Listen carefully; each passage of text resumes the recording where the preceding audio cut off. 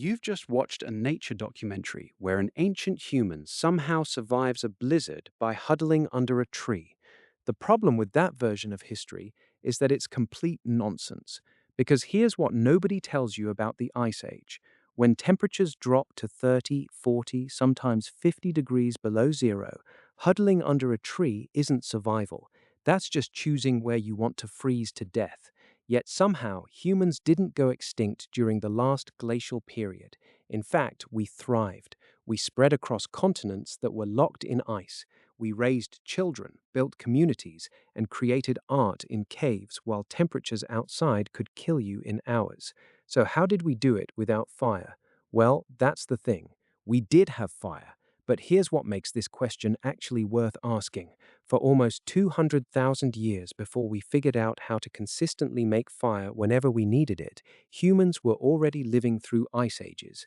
We were already in Russia. We were already in Northern Europe.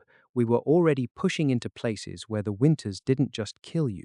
The winters killed you slowly, painfully, and completely. So yes, we had fire eventually. But that's not the real story. The real story is about the technologies that came before fire became reliable, the technologies that kept us alive when we had no guarantee that we could make fire work. And some of these technologies are so effective that modern survival experts still teach them today. Let's start with the most obvious one that everyone overlooks: fat.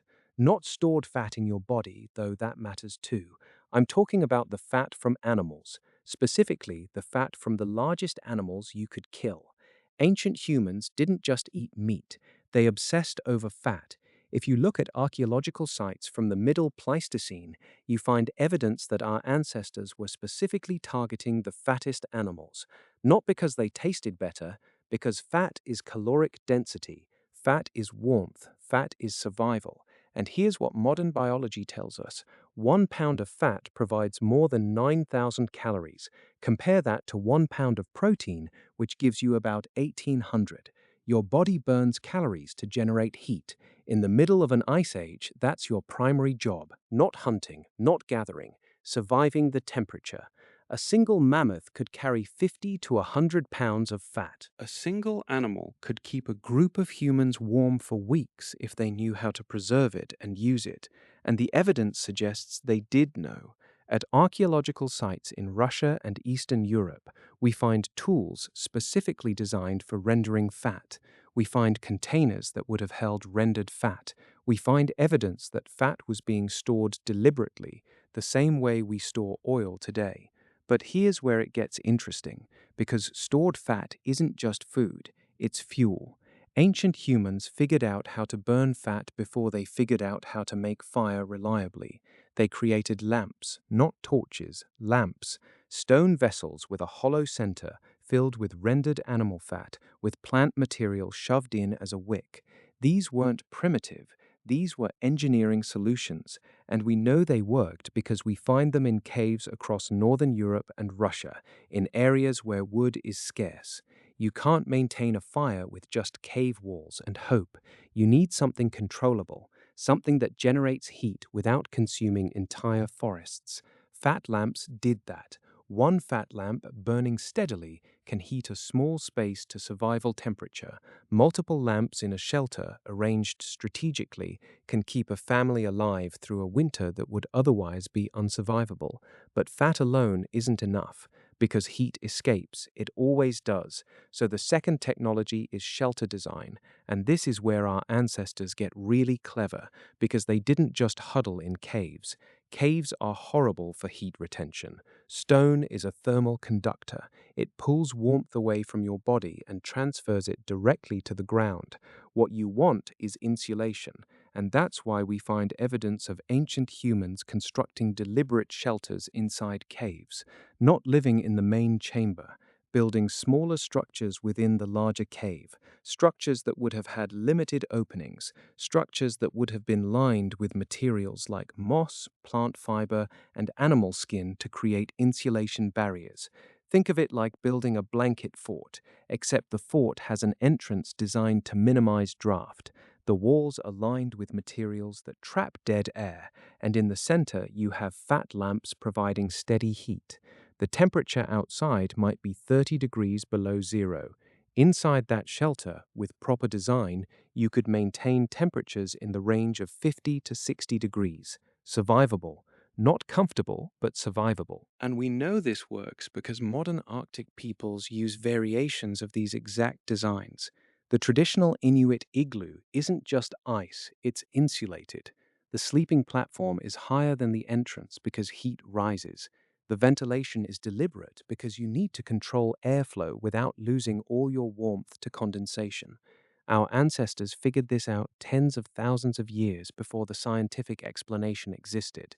But shelter and fat lamps aren't the whole picture, because there's another technology that absolutely nobody talks about: clothing.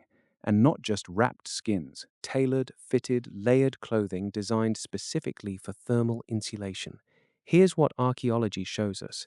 Beginning around 50,000 years ago, we start finding evidence of bone needles, actual needles, not crude tools, but implements designed specifically for sewing.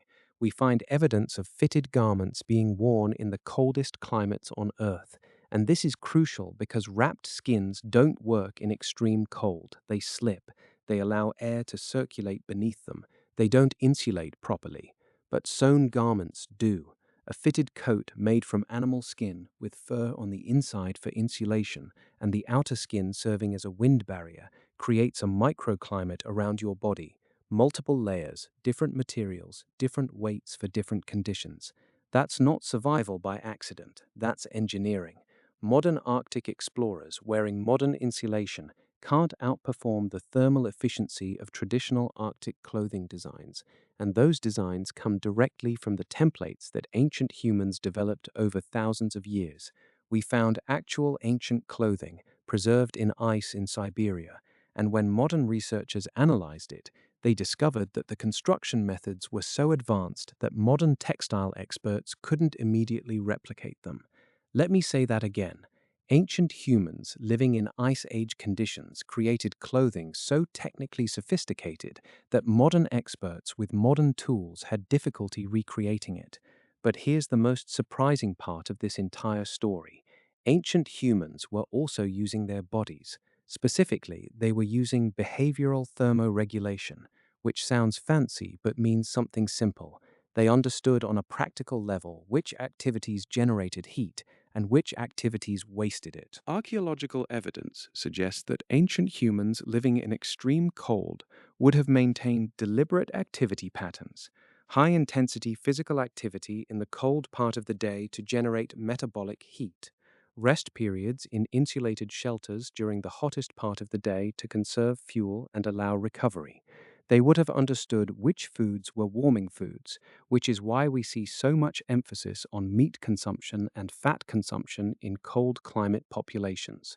They would have understood posture, the way modern indigenous Arctic peoples understand posture.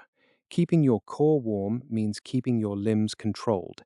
It means specific positions that minimize heat loss. It's not conscious science, it's observation over countless generations, refined into practical knowledge.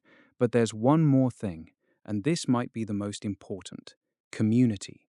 Ancient humans surviving Ice Age conditions didn't do it as isolated families. They did it in groups, sometimes large groups. And there's a reason for that, because humans generate heat. A family of four sleeping together with insulation around them generates significantly more survivable warmth than four individuals sleeping separately.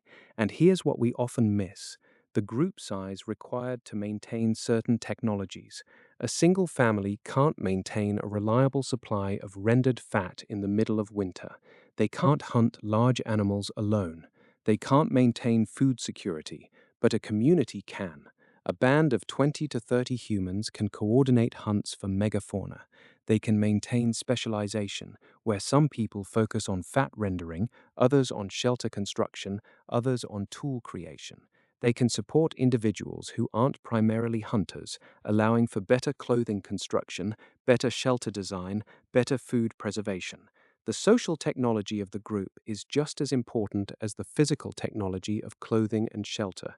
So when we ask how ancient humans survived ice ages without fire, the real answer is that they didn't survive without it, not long term.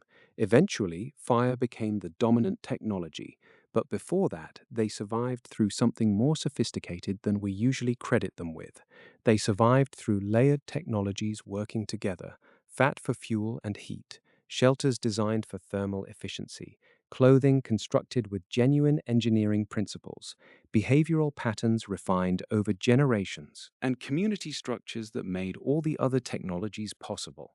They survived through the kind of problem solving that we like to think of as modern, except it wasn't. It was ancient. It was tested in the harshest conditions on Earth, and it worked so well that humans didn't just survive. We spread across the entire planet. We became apex predators in environments that should have been impossible.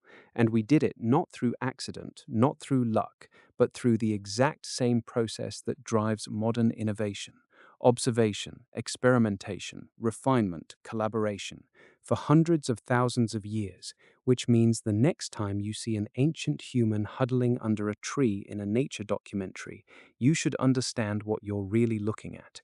You're looking at someone who understands shelter design, thermal insulation, fat rendering, and community coordination at a level that would make many modern people look like amateurs. You're looking at an engineer in animal skins, and that's the real story of how we survived the ice.